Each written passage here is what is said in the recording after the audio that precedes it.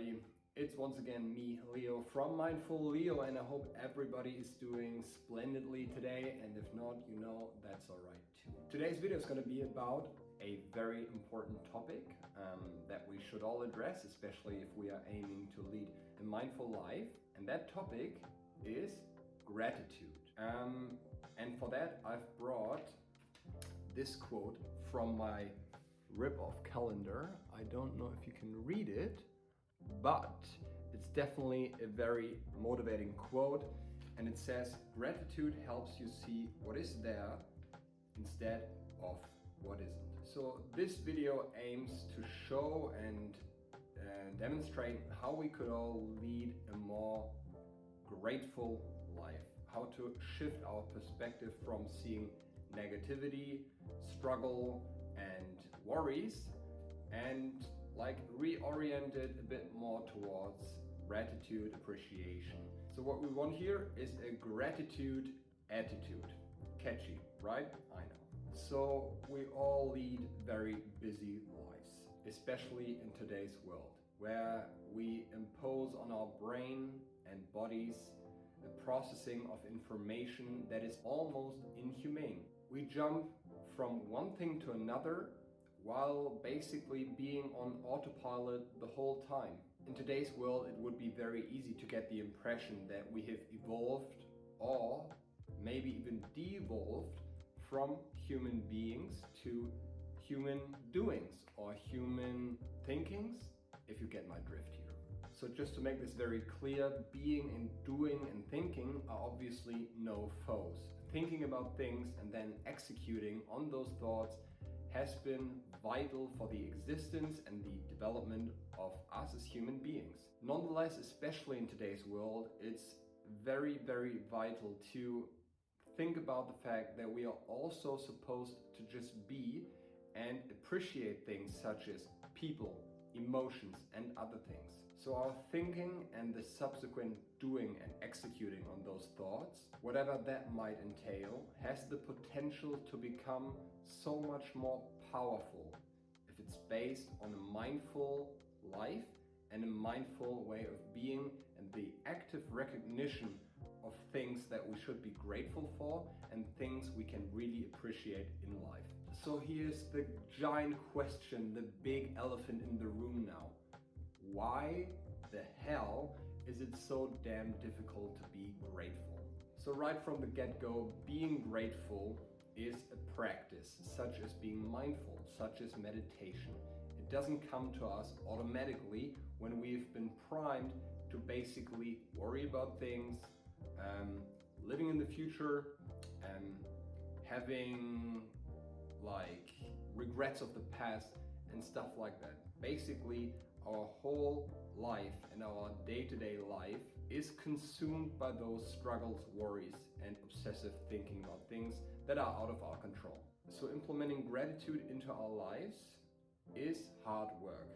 I won't lie about that, but nothing to worry about, it can be done. It just needs your work and dedication, just as it needs my work and dedication as well. So there are several challenging facts that make it difficult for us to become a grateful, aka happier person. So even though this might be difficult, but hear me out, this, as I said, can be done. Those attitudes are not carved in stone, and once you reach a tipping point, then you will see everything falling into place. You will see a shift in your mood, in your acting, in your thinking, in your thought patterns and whatnot. As we know, our brains have immense capacities for change. And just like our brains can change, so can we reorient our minds to focus more on positive things. Basically going towards a more grateful, appreciative way of being, a way of living, right? Instead of constantly just dwelling on things, as I said, that are out of our control, dwelling on things in the past, in the future, things that really haven't happened yet, but we always tend to assume the worst possible outcome, and that's just not nice. Right, so but just to make you aware, those are some obstacles that we face on our way to a more grateful life. Let's look at this from an evolutionary perspective first. Obviously, our ancestors were primed to constantly be aware of threats, of predators, of saber-toothed tigers and whatnot. Obviously, we no longer live in this world, but this still influences our brain so that we tend to be more aware of the dangers, the threats, the negativities, right? Instead of the positivities, because they are no imminent danger. Obviously, we misinterpret those things nowadays because there are no life threats anymore. So then also stemming from this, we also tend to have a negativity bias because we need to focus, as I said, more on those negative things, right? In order to protect us from being harmed, being threatened. And this basically ensures that we learn quickly from dangerous or threatening situations. As I said before, obviously in today's modern world, this is hardly anymore necessary. Let's look at some psychological factors that also stand in our way. There's cognitive processes, right? And those tend to be more complex than positive ones.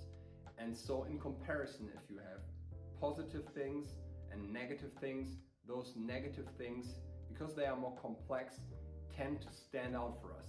They are more present in our minds. Then there's also the emotional impact, because negative things that happen to us or that we think about trigger emotions that are normally stronger than the positive ones. So if we feel sad, angry or fearful, that are stronger emotions, right? So we pick this strong emotion and dwell on it.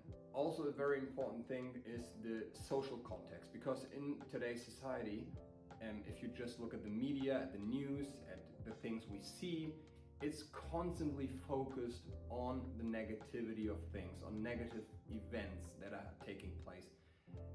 And do yourself a favor and don't watch the news all the time.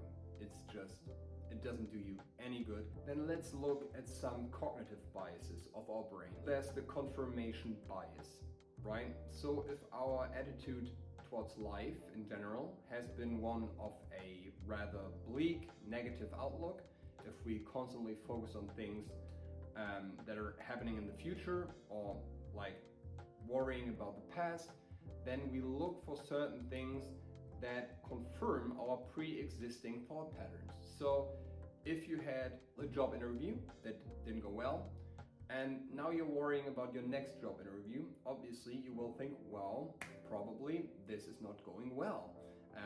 They won't take me, I won't get a job. How do I feed my family? How do I feed myself? How do I pay rent? Etc., etc., etc., right?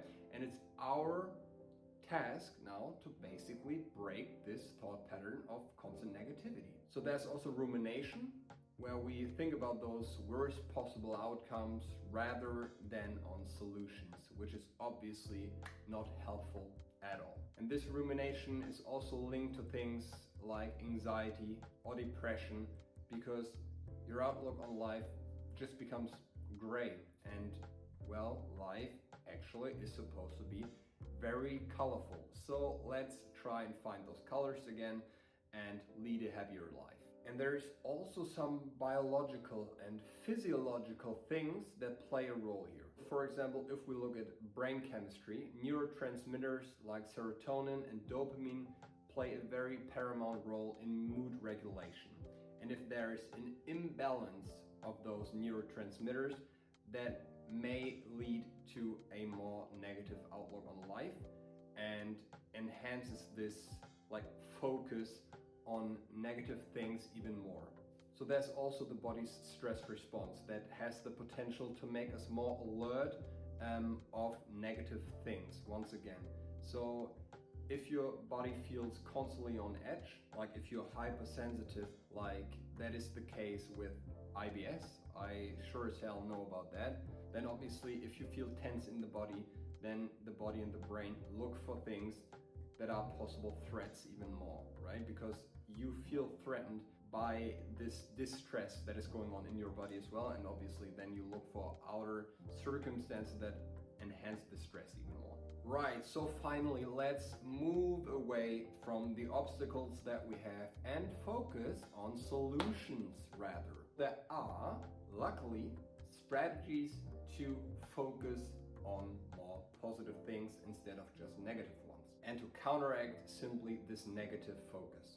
And I definitely hope this is not boring, but to counteract this negative focus, once again, here come mindfulness and meditation. Yay! So practices that help us to focus on the present moment can help us definitely to reduce focusing on negative things and lowering the amount of negative thoughts that are running through our heads. Something that is also always a good idea is trying affirmation meditations, which is focusing on those affirmations, on those positive sentences and inputs in order to cultivate them. I think the next video I'm gonna make next week is probably gonna be one of those. So if you're interested in an affirmation meditation, stay tuned. So then there's also gratitude journaling. Obviously it helps your brain and yourself to recognize positive things if you keep track of them, if you write them down. If you, let's say towards the end of each day, write down three good things that happened to you that day, or just 3 things that you're grateful for in general. But there's also the possibility for you to be reminded of things that you're grateful for, to just pin small pieces of paper on spots that you see frequently in your flat, in your house. Pin them on the mirror, on the cupboards, on the fridge, so that you are simply reminded throughout the day that there's probably a lot of going on for you that you can be grateful for. Then there's also positive social interactions. So spend time with people you love, with people that you feel comfortable around.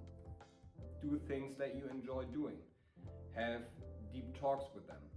Exchange your feelings. Go mini golfing, bowling, climbing, hit the gym, play football, play tennis, play table tennis, go for a walk, go swimming. There is so many different things, and there's probably something for everybody out there, but it's very, very healthy and always to do things with people you care about, whether it's your friends, whether it's your family, whether it's people from work that you just like. This also counteracts this constant flow of negative information in your head and helps you to focus more on positive things that you can be grateful for. Bottom line, we all have things to be grateful for. Now, there is obviously times and challenges in life where it seems like nothing is going your way. There's probably nothing I can be grateful for right now, especially if you're going through things like spells of anxiety and a major depressive episode, or other mental health issues, or also physical issues. Then you say, well, this is going nowhere, I have nothing to be grateful for, and my life just sucks. Well, believe me, I know this firsthand. I've experienced this firsthand, and let me just tell you this. The things you are supposed to be grateful for, the nice, great things that are happening in your life, the people that you have, those things are not gone. You just have lost touch with them. And this touch can be reestablished, right? So even though there's nothing going right for me, I have nothing, I don't have any gratefulness going on, no gratitude at all. Let me tell you, this is still there. It's just buried deep down underneath the surface. It's still there, and your mind is playing a trick on you. Don't fall for it. It's still there, and you will find it once again. So try keeping your head up and believe in the fact that it's gonna come back to you. Believe it, it's gonna happen. There's no question about this. But as I've pointed out in this entire video so far, it's very, very hard and difficult to shift one's perspective from one of struggle, worry, and obsessive thinking about things to a more grateful way of life. But then again, by now you should know it is possible, and it's very much worth the effort you can put in it to try it out and see how your life has the potential to change by only gratitude, by being more grateful. Just see it for yourself. So right now, let's just try it out. Take a second and think about 3 things you're actually grateful for in your life. This can range from things like I had breakfast, I have a roof over my head, I can smell, I can hear, I can see, I can walk, I can touch, I can taste, I can feel rain, I can feel the sun on my skin. I like clouds, I'm grateful for the sun, I'm grateful for the wind, I'm grateful for animals, I'm grateful for my meditation practice this morning, I'm grateful for the cup of coffee I had, I'm grateful for the tea I just drank. It can be so many things. It can be those simple things, but also you can be grateful for your mom, your dad, your friends, your family as a whole. You can be grateful for simply being alive. There's just too many things to list, and just give it a go. So there is so many things a person can be grateful for. And even though those things might not have been as present lately, I assure you that things that you're grateful for can become more present. And this is a very nice way for you to take if you want to lead a more mindful and happier life. Right, I obviously don't want to end this video without leaving you with some great things that gratitude actually does to us. It's not just like you're more grateful now, there's more gratitude going on in your life. There's also some facts. So practicing gratitude has been shown to have numerous psychological, physical, and social benefits. Here are some of the key advantages. So let's start with the psychological benefits. It increases happiness. So regularly practicing gratitude helps you to have a more fulfilled life, a happier life, and also it increases your overall happiness and also your satisfaction with life. Gratitude has also been shown to reduce symptoms of depression. And this is no surprise because we're trying to reorganize our brain to see more positive things instead of negative thought patterns, which are obviously very predominant in depression. It also enhances resilience. So grateful individuals tend to cope better with stress, and they also have better capabilities to recover from trauma, because this basically means that you always maintain this kind of hope and positive outlook, which is crucial for resilience. So then there's also improved self-esteem. So gratitude helps people to foster an appreciation of their accomplishments and qualities rather than their flaws, which overall leads to more self-esteem. So just rapidly, let's go through the physical benefits. This includes better sleep, improved physical health. People who practice gratitude report less aches, less pain. This could be because gratitude encourages healthier habits and lowers the stress levels. Gratitude even helps to enhance the immune function. Don't ask me about the specifics, but according to studies, gratitude also plays a role in improving your immune system response.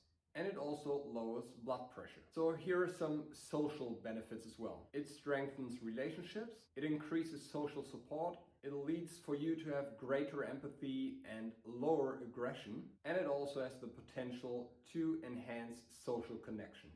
And the mental benefits are increased mindfulness, enhanced optimism, and also a better decision making. So once more, I want to list for you some ways in which you can practically incorporate gratefulness or gratitude into your daily life. As I said, you can do gratitude journaling or pin notes of things you're grateful for, well, throughout your entire room or flat. You can try to regularly express thanks to things you're grateful for. You can just take 1 minute, let's say, I mean 1 minute is not a lot, or you can take 10 seconds throughout the day, 5 times, to express thanks for things you really are grateful for. People, things, emotions, things you can do. And then you can also do a mindful appreciation, which is kind of similar. You can take moments throughout the day to be really appreciative of things that have happened to you, of interactions you have had with people, something that went well for you today, or in the past, and then go from there. And obviously, I couldn't leave you without promoting meditation. You can also do a gratitude meditation. I will post a video on affirmations, I think next week, but then again, you can obviously just sit down and meditate and think about things you're grateful for and really stay with them, think about them, envision them, so that your mind really understands that you have so much going in your favor, that you have so much that you really, really, really can be grateful for. So by implementing those practices into your daily routine, you really can harness the benefits of gratitude to enhance your well-being and your overall quality of life. Right. I think this is it for today. And to close this video off, I will leave you with the quote, "Our mind grows where it goes," right? And with gratitude, we can help it go in the right direction. That's it for today. I hope you liked this video. See you again very soon. Have a good day.